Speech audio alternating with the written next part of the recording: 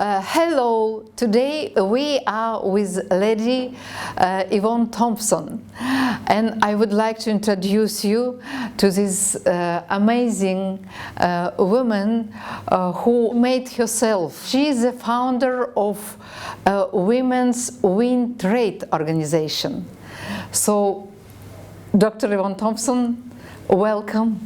And very glad to see you, and thank you to accept my invitation. Oh, thank you, thank you. I'm so happy to be able to see you back in London again, in person.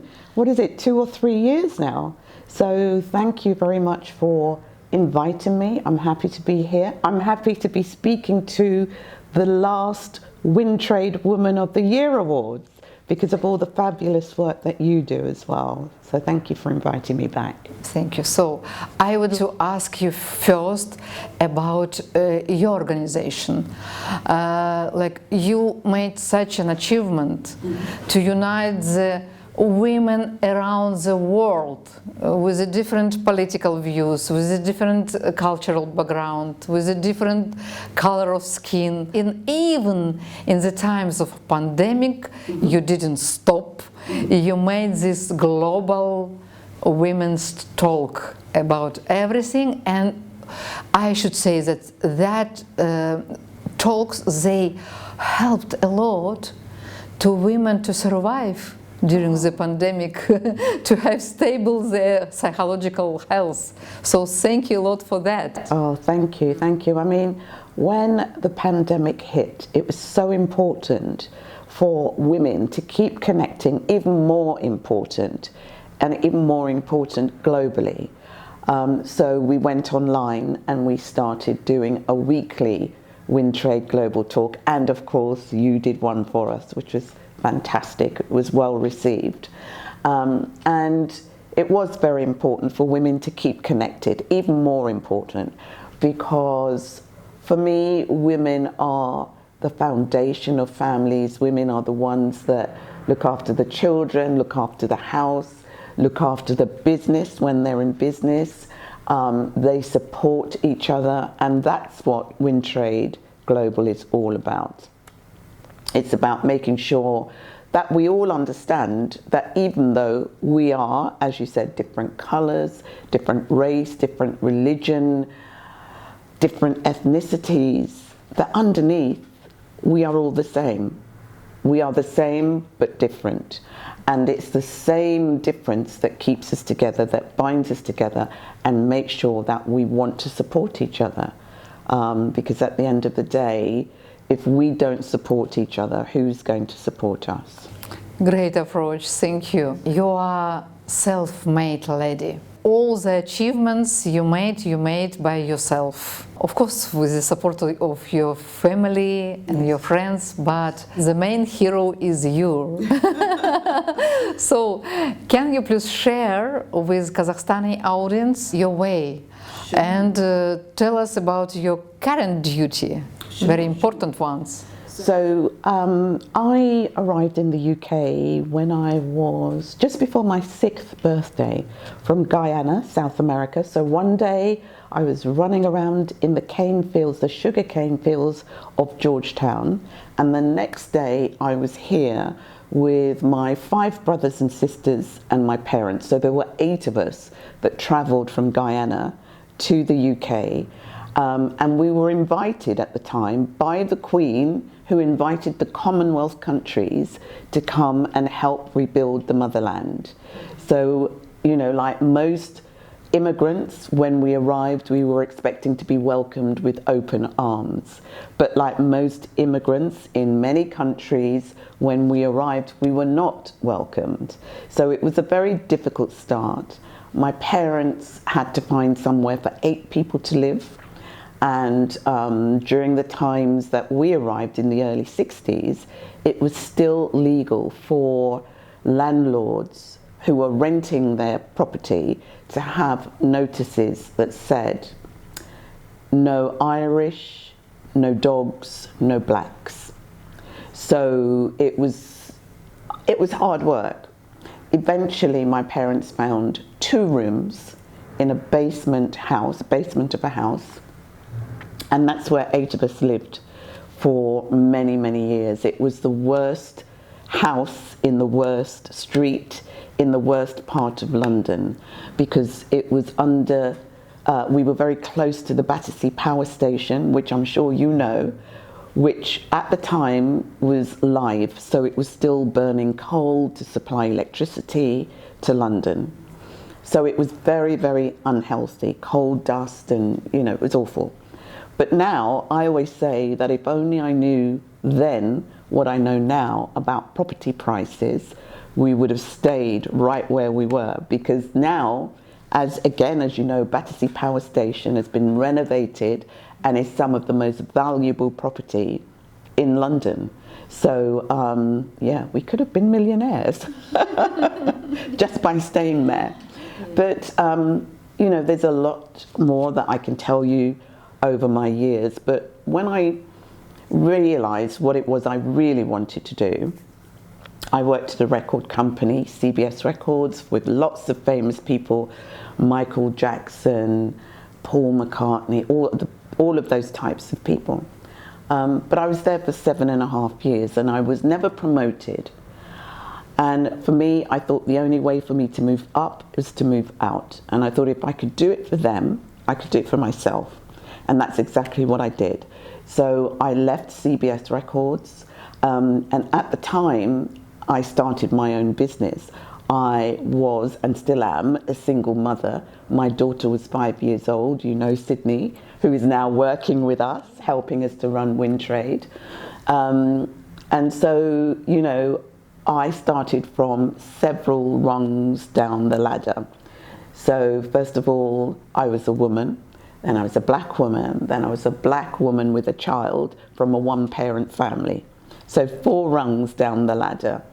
But that gave me the energy, it gave me the momentum, it gave me the enthusiasm, especially with my daughter, that I had to achieve. I had to be more than, what was expected. I was never going to be one of those single parents who achieved nothing, and even more so, a single black woman parent, because they're often the ones who people say, oh, she'll never make anything of herself. And I was determined that that wasn't going to be my case. Many decades later, I started the first Women in Business, or Black Women in Business organisation, which we've now opened up to become WinTrade, because it's global now. I was on the board of the first black-owned radio station in the UK, legal, and that's now known as Capital Extra. It's one of the biggest stations. It's now owned by one of the biggest stations. I started the first black-owned PR company. I've sat on many, many boards. I advised the government, and to bring you more up to date, I currently chair 2 organisations. One is called the Black Cultural Archives. It's a bit like it's not quite a museum, but it's more like a library that keeps records of everything black history in the UK. So it keeps a record of black history in the UK. But we're looking to make it into a museum so we can exhibit artifacts and other things. So that's one thing I'm doing. Another thing I'm doing is with another charity, which is called OKRE, OKRE, and that is, it is, I have to remember, it's such a long name. So it's looking at open knowledge research across entertainment. So we do research across the entertainment industry, whether it's radio, music, video, streaming, television, cinema, and we're looking at the effects it has on people's mental health. And that was very important throughout COVID, because that's all we did. We stared at screens throughout COVID. And that is funded by the Wellcome Trust, which is a huge medical research organisation based in London. So those, along with WinTrade, is what's keeping me very busy. But the next thing, which just happened this year, is that I've become a Deputy Lieutenant for Greater London.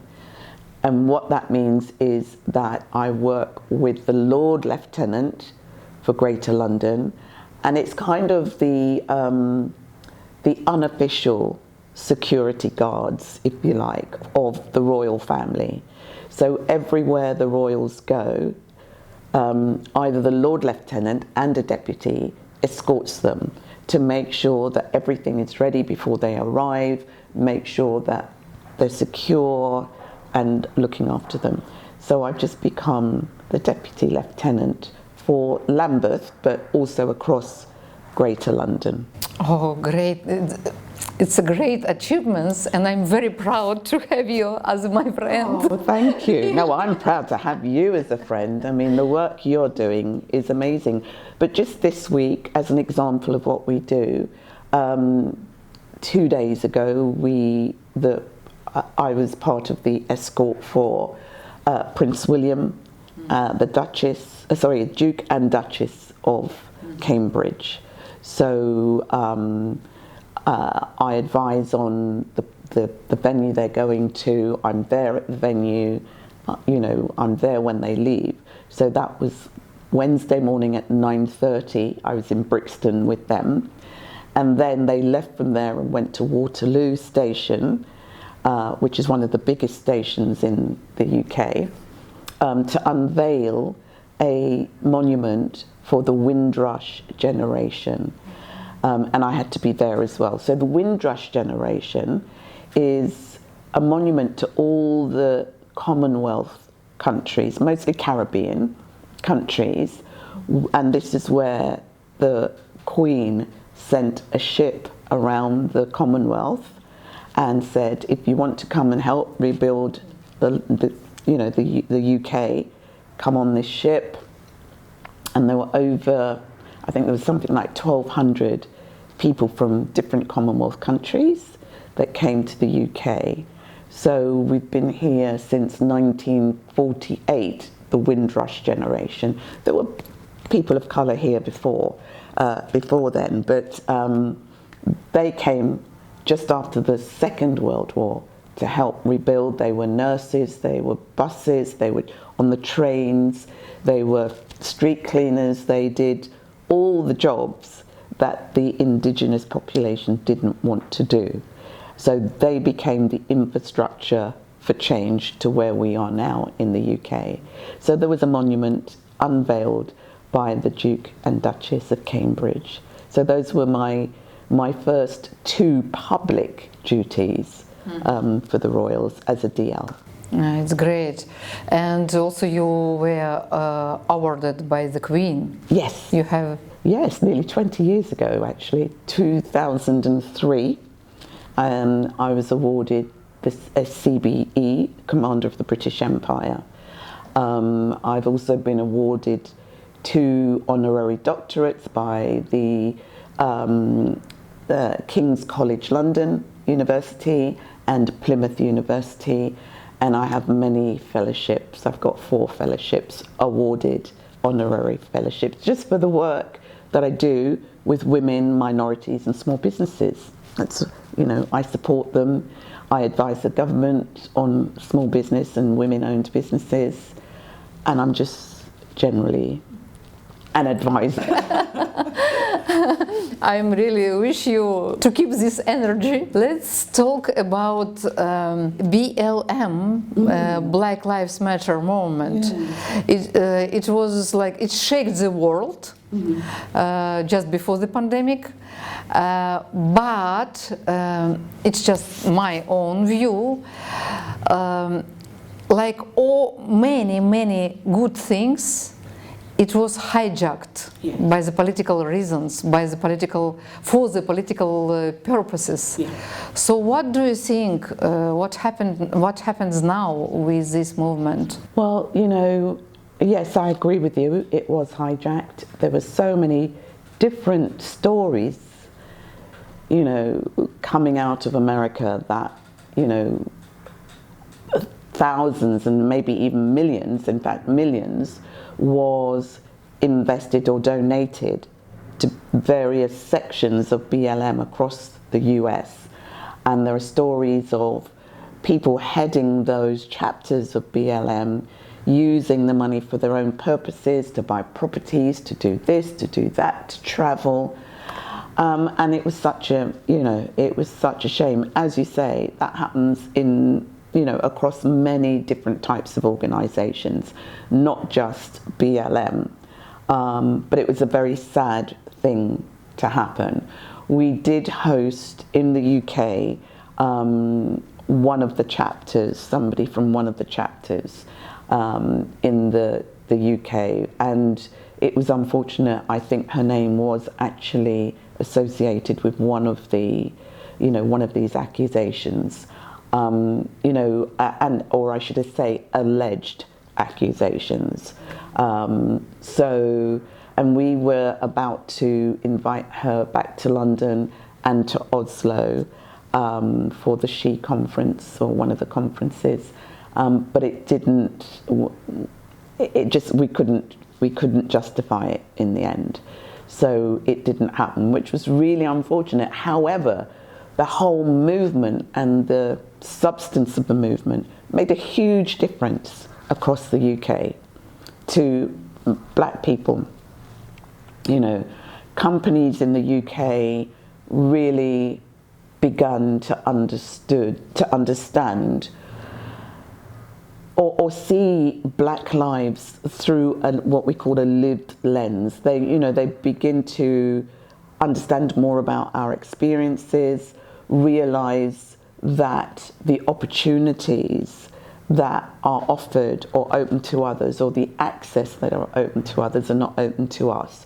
It's changed a lot of things in many ways, but there's still a long way to go. And I said, when Black Lives Matter really kind of took hold and everybody started saying, oh, what can we do? How can we help? And my reaction was, let's see how long this lasts. People being willing or almost bending over backwards to help, or opening their arms to the situation. And I think that lasted all of the first year. I think that we are drifting back to where we were before. There's been a bit of progress, but not enough progress.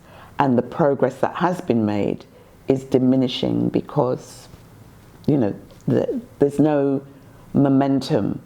I always said Black Lives Matter is not, it's not a moment, it's a movement. It's a movement which should be continuously moving. It's not there for a moment. There are branches or chapters of BLM in London. I'm not sure what they're doing, how they're doing.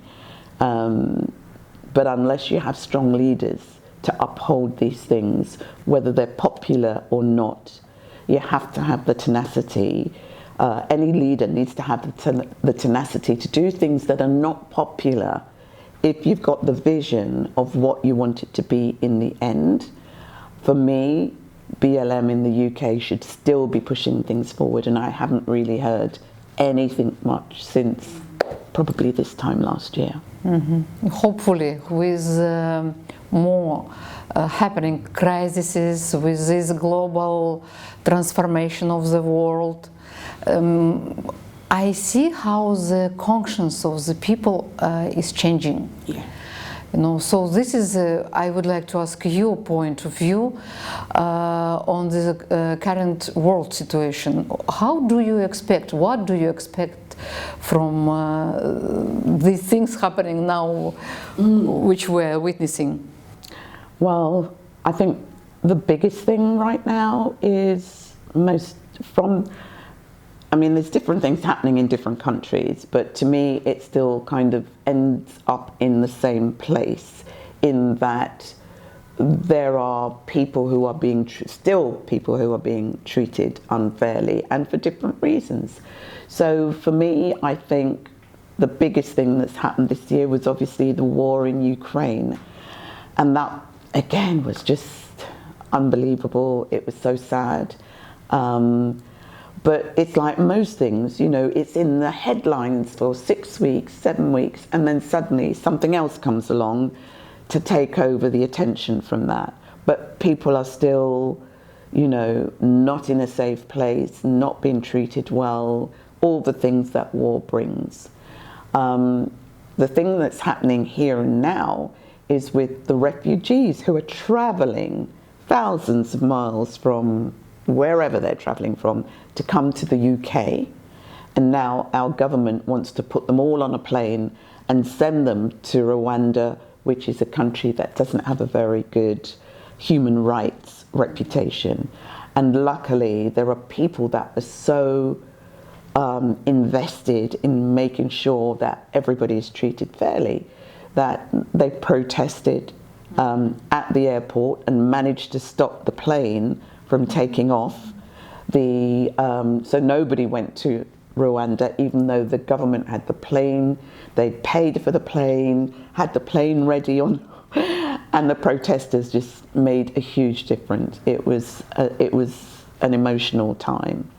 And then, you know, talking about the Windrush, you know, and this kind of goes back to the whole days of slavery, where the British government invested so much in the slave trade that when the abolition of slavery came, they paid the slavery owners, they gave them money for the loss of trade, but they never gave the slaves anything. So this has been an ongoing thing where there are people in the UK who are protesting, and again another movement about reparations. So for the ancestors of those people who came, who were bought, you know, the whole slave thing. I mean, I don't even want to get into that right now.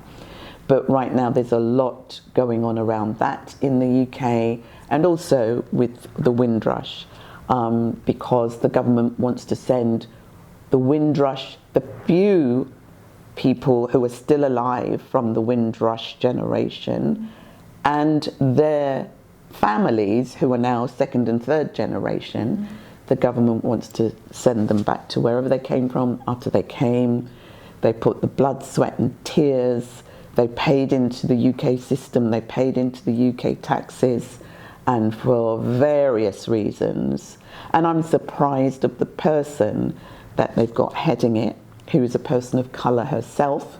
I can't remember, she's one from one of the Asian countries, but still immigrants.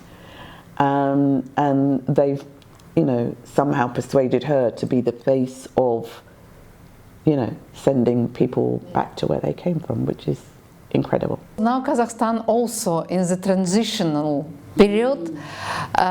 We have many changes in our country, and the role of the women in our society also is increasing.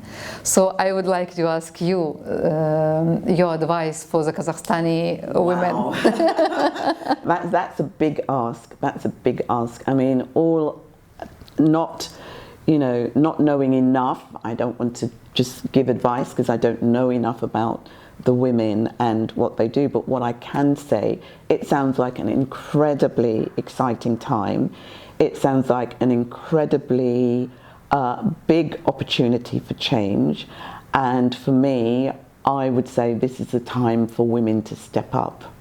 Whether you want to be in business, whether you want to be in politics, whether you just want to be, you know, a housewife or a family woman, there is so much more that you can still add to your history, to your country. You can support other women. For me, it's all about supporting women. But one thing I will say, that we can support women as much as we like, but unless we bring the men along with us, it's going to be incredibly difficult, and that would be another fight. So the first thing you have to do is talk to the men, make sure they understand that you are you know, you are a valuable asset to your country, you are a valuable asset to your family. If you run a business, you're a valuable asset to your business. You are contributing,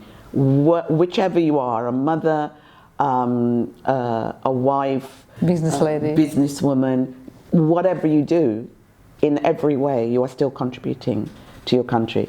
If you are a wife and a mother, you're bringing up future leaders. So make sure that's appreciated. If you are a businesswoman, you're contributing to the wealth, you know. And there's so much. If you're, you know, even if you're a grandmother, you still have the wisdom to pass on. And as you say, it's the grandmothers and the elders that have that history. And that is so important to keep safe and pass down, because if you don't know your history, if you don't know your past, you can't tell your future. Thank you so much. Thank you, Yvonne. Our meeting was so encouraging, and so the conversation was so interesting. I really appreciate it. Thank you. Thank you. Thank you for inviting me.